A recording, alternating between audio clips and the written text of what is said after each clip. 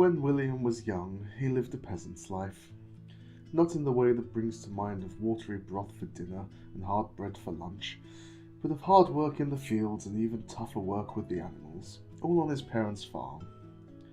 Growing up, William yearned for adventure.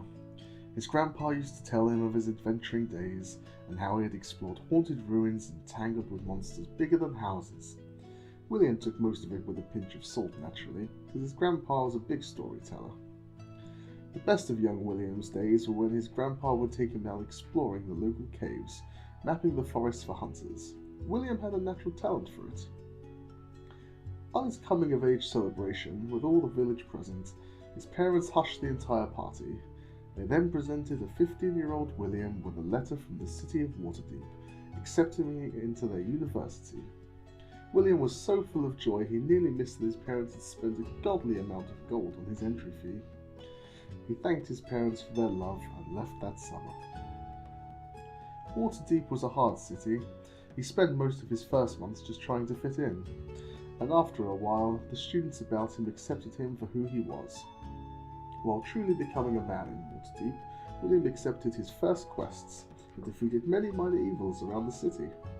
He made friends, he found love, but that was not meant to last forever, as all things come to an end. Before William could graduate, he received word from his village that his grandfather had passed away. Beside himself with grief, he left Waterdeep at once and returned home to prepare for his grandfather's funeral. He arrived home, he was glad to see his family again, now truly a man, small amount of beard and all. William was greeted with love from his family, and after the funeral, he was tasked with clearing out his grandfather's house in the village square. By himself, he began the process of clearing some of the junk his grandpa had accumulated over his life. But as he went to drag the cart away, William stopped. Most of the stuff was priceless antiques. He breathed a sigh, wiped the tears from his face, and began the lengthy process of organizing the antiques.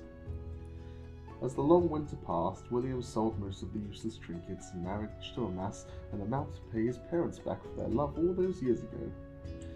It was during this winter that William found the map, and the map was something that would shape William's life for years to come. He opened it gingerly, and the first thing he did was copy it. A fragile piece of parchment was falling to bits. He recognized his grandpa's handwriting, and others. The delicate Elvish told of tales of love and brutal challenges, all down the sides of the map and on its back. There was his grandpa's name on the back of the map, and 3 other names. After the copying was complete, William left the village as spring began. The snow melted, and he traversed the wildlands, making friends, defeating monsters, and then making his way southward. He met the first person named on the map as spring came to an end, and a beautiful elf called William Johandel. But Johann was a human, said the elf, tears running down her pale cheeks. He's dead, isn't he?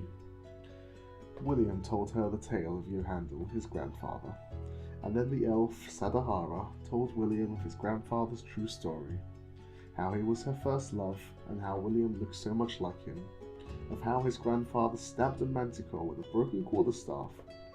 She told William a tale of loss, and a tale of love, and a tale of tragedy. William left Sadahara, knowing more of his grandpa than he'd ever known. That was when he looked down at the huge map he had copied and vowed he'd find this place, find his huge ruin, and conquer it for his grandfather.